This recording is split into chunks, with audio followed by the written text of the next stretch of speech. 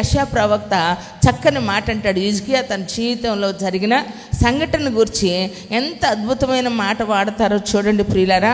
38వ అధ్యాయము 17వ వచనం.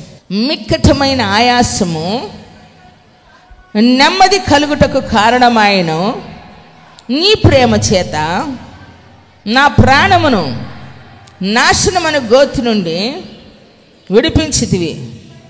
నీవు నీ వీపు వెనుక తట్టు నా పాపములన్నీ నీవు పారవేసితివి. చేతులు పైకెత్తి కొట్టాలా. అప్పుడు నోరు, చేతులు కొడితే చేతులు కొట్టేటప్పుడు నోరు తెరవాలా. శబ్దాలకు మించి మీ పెదవులు దాటాలా స్వరం. స్తోత్రం స్తోత్రం స్తోత్రం. అది ఊరికి నేనే కాళ్ళు వాసేదాకా నిలబడితే ఎట్ట కుదిరిద్ది? మీ చేతులు సప్పుడు వినపడొద్దా? మీ నోటి శబ్దం బయటికి రావద్దా? ఏమండి, దేవుని సన్నిధిలో చూడండి. మిక్కటమైన ఆయాసము నాకు నెమ్మది కలుగుటకు కారణమాయను నీ ప్రేమ చేత నా ప్రాణమును నాశనమను గొత్తి నుండి విడిపించితివి. నీవు నా వెనుక తట్టు, నీ వీపు వెనుక తట్టు నా పాపములన్నీ నీవు పారవేసితివి. చూడండి ఎంత అద్భుతమో.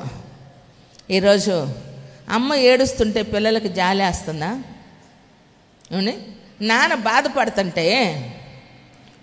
బాధపడతా ఉంటే ఆలోచన వస్తూ ఉందా? మూటలు మోస్తూ ఉంటే, అమ్మ తెల్లవారుజామున లేచి పనిచేస్తూ ఉంటే ఈరోజు పిల్లలకి కష్టం అర్థమవుతుందా? పుట్టినరోజు వస్తే బట్టలు లేవనే బాధపడతావు, టయానికి తేలేదని.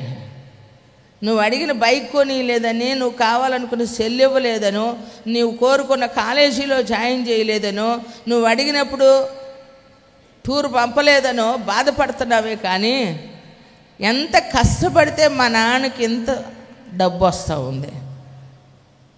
ఏ స్థితిలో నుంచి నా తల్లిదండ్రులు ఉన్నారు, ఈరోజు నన్ను ఏ స్థితిలో ఉంచారని పిల్లలకి బాధ వస్తుందండి. కొంతమంది భార్యలు ఏడుస్తూ ఉంటే, ఆ భార్య ఆలోచిస్తూ ఉంటే భర్త ఎందుకు ఆలోచిస్తున్నావు అనేవాళ్ళు ఉన్నారా? ఆపు, ఎప్పుడు ఏడుపు, సేదరపోరు, గోల. ఛీ, అందుకే కొంపకు రాకూడదు అనేవాళ్ళే కానీ ఎందుకు ఏడుస్తున్నావు అనేవాళ్ళు ఉన్నారా? ఎందుకు ఏడుస్తున్నావు, ఎందుకు అన్నం తినలేదు, ఏంటి నీ బాధ అనేవాళ్ళు ఉన్నారా? కొంతమంది ఉన్నారులేండి. రెచ్చగొడితే రెచ్చిపోయే వాళ్ళు ఉన్నారు, పక్కింటి వాళ్ళ మీద కూడా వెళ్తారు. ఏమండి, ఎందుకంటే ప్రియులారా, మిక్కటమైన ఆయాసం నెమ్మది కలుగుటకు కారణమైన దేవుని సన్నిధిలో హిజ్కియాకి వర్తమానం పంపించి నువ్వు 15 దినములలో చనిపోబోతూ ఉన్నావు. 38వ అధ్యాయంలోనే మొదటి వచనం నుంచి మనం చూస్తే, ఆ దినములలో హిజ్కియాకు మరణకరమైన రోగము కలుగుగా ప్రవక్తయు ఆమోజు కుమారుడైన యెషయా అతని యొద్దకు వచ్చి, నీవు మరణమవుచున్నావు, బ్రతుకవు గనుక నీవు నీ ఇల్లు చక్కబెట్టుకొనుమని యెహోవా సెలవిచ్చుచున్నాడని చెప్పగా, అతడు తన ముఖమును గోడ తట్టు త్రిప్పుకొని, యెహోవా యథార్థ హృదయుడినే,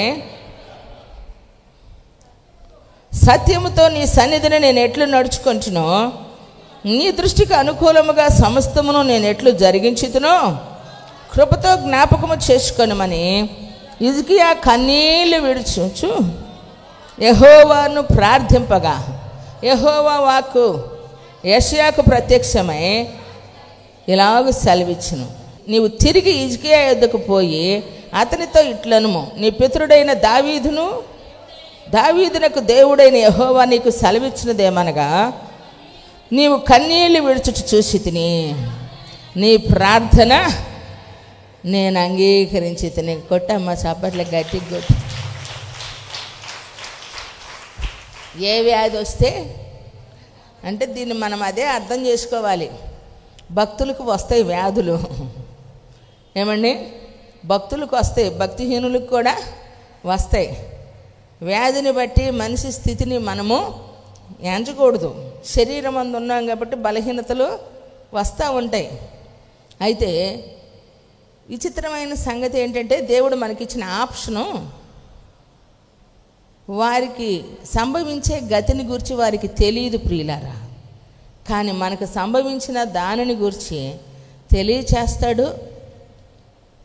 నీతిమంతునికి కలుగ ఆపదలు అనేకములు ఆయనను యెహోవా వాటన్నిటిలో నుంచి వాడిని తప్పించును. మరి కొట్టు చాపట్లో మనకు ఆప్షన్స్ ఎన్నో ఉన్నాయి కదా. అందుకే ఆయన్ని విడవకుండా మనము వెంబడించాల. హిజ్కియా కన్నీళ్ళు విడుచుట నేను చూసి నేను అంగీకరించి ఉన్నాను అతని ప్రార్థన. ఏ ప్రవక్త ద్వారానైతే తనకు మరణకరమైన వ్యాధి కలిగింది, చనిపోబోతూ ఉన్నాడని చెప్పారో, ఎందుకు జాగ్రత్త పడేదాని కొరకు. ఈరోజు చాలా కుటుంబాలు ఇప్పుడు కరోనా దగ్గర నుంచి అయితే ఇంకా ఎక్కువ స్ట్రోక్ వచ్చేస్తుంది కదా. స్ట్రోక్ వస్తుంది, ఎప్పుడు చచ్చిపోతున్నారో తెలియటం లేదు, ఎలా చచ్చిపోతున్నారో తెలియటం లేదు, ఎందుకు మరణం ఏ విధంగా సంభవిస్తుందో కూడా తెలియటం లేదు. దేవుని సన్నిధిలో ఉన్నటువంటి మన జీవితాల్లో దేవుని కృప ఎంత గొప్పదో. అందుకే ఆయన సువిశాలమైనటువంటి హృదయంలో మనకేసయ్య ఏమిచ్చారు? చోటిచ్చారు. మన హృదయంలో చోటు చేసుకున్నటువంటి వారు మనల్ని పదిలంగా చూడకపోవచ్చు, కానీ ఆయన హృదయంలో మనకు చోటు ఉందే. ఆయన మనల్ని ఏం చేస్తారు తెలుసా? కంటి పాపలా కాపాడుతాడు. కనురెప్ప వలె ఆయన మనల్ని ఏం చేస్తాడు తెలుసా? ఉన్నతమైన కృపచేత మనల్ని ఆశీర్వదిస్తాడు ప్రియులారా. అందుకని ప్రతి క్షణం దేవుని సన్నిధిలో మనము ఆయనకి ఇష్టమైనటువంటి వారిగా దేవుని సన్నిధిలో బ్రతకాలి. హల్లెలూయా, హల్లెలూయా. ఎవరు విన్నారట? ఎవరు విన్నారు? ఎవరు చూశారు ప్రియులారా? కన్న బిడ్డలు కట్టుకున్న వాళ్ళు చూడలా, ఆత్మీయులు చూడలేదు. ఎవరు చూశారట? నీవు నమ్మిన దేవుడు నీ బాధని చూశాడు ప్రియులారా. ఏదైనా బ్రతకాలి అంటే జీవితంలో ఎన్ని రకాలుగానైనా కష్టపడి డబ్బు సంపాదించాలనుకున్నా, ఆ డబ్బు కోసం పడే తిప్పలు ఇప్పుడు జనాన్ని నేను చూస్తూ ఉంటే, ఈరోజు డబ్బు వద్దయ్యా, నీవుంటే చాలు.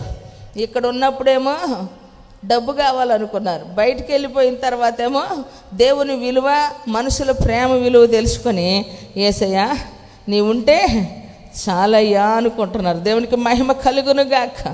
అందుకే క్షేమకాలమున నేను నీతో మాట్లాడి తిని అంటాడు. దేవుడు మనతో మాట్లాడుతూ ఉన్నప్పుడు ప్రియులారా మనం వినగలిగే వారిగా ఉండాలి. దేవుడు సమీపంగా ఉండగా మనం వేడుకునే వారిగా ఉండాలి. ఎప్పుడు కూడా దేవునికి మనము సమయాన్ని ఇవ్వాలి. సమయం ఇవ్వకనే మన సమయాలు సైతాన్ని దొంగిలించిన తర్వాత మన జీవితంలో ఏం చేస్తూ ఉన్నాం? ఏడుస్తూ ఉన్నాం, బాధపడుతున్నాం, దేవుని సన్నిధిలో దుఃఖపడుతూ ఉన్నాం ప్రియులరా. ఎంత విచారకరమైనటువంటి విషయమో చూడండి. ఎందుకంటే దేవుడు మనకు సమీపముగా ఉండగా మనం ఆయనని వేడుకునే వారిగా ఉండాలి. హల్లెలూయా. ఆ దేవుడు మనల్ని ఎంతగా కాపాడుతాడు అనేటువంటి దానికి మనకు అర్థమవుతూ ఉంటుంది. హల్లెలూయా, ప్రైజ్ ది లార్డ్, హల్లెలూయా. మనకు తెలియదు ప్రియులారా, మనం కన్నీరు కారుస్తూ మనం ప్రార్థన చేస్తూ ఉన్నప్పుడు ఆపద వచ్చేది తెలియదు, కీడు సంభవించేది తెలియదు. ఏమండి, కొన్నిసార్లు మనం కళ్ళకు కట్టినట్టు చూసినప్పుడే మనకు అర్థమైద్ది, కానీ కళ్ళకు కనపడకుండా సూక్ష్మజీవులు ఎన్ని ఉన్నాయా జెర్మియా? ఉన్నాయా లేవా? ఇప్పుడు మన కళ్ళకి తెలియకుండానే మనం తాగే నీరు మనం ఫిల్టర్ చేసుకుంటాం కదా, వేడి చేసుకుంటాం, అయినా సూక్ష్మజీవులు ఉంటాయి. మనం తినే ఆహారం మనకు తెలియదు.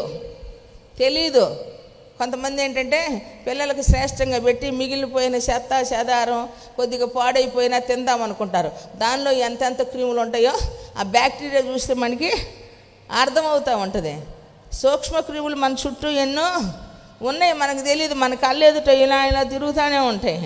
అలాగనే మనం వెళుతూ ఉంటే మనకు వచ్చే అపాయాల నుంచి ఏమండి జరిగే ప్రమాదాల నుంచి, వస్తూ ఉన్న కీడు నుంచి మెలుకున్నంతసేపు మనకు అర్థమయ్యేది, నిద్రపోయేటప్పుడు మనకేమీ తెలియదు. కానీ దేవుని సన్నిధిలో మనం ప్రార్థిస్తూ ఉన్నప్పుడు, భక్తి కలిగిన వారిగా దేవుని సన్నిధిలో నడుచుకుంటూ ఉన్నప్పుడు అద్భుతమైన మహత్తరమైన దేవుని శక్తి మనల్ని ఆశీర్వాదకరంగా, ఆయన కాపుదల, ఆయన క్షేమము మనకు కలిగించి నడిపించుచూ ఉన్నాడు. హల్లెలూయా.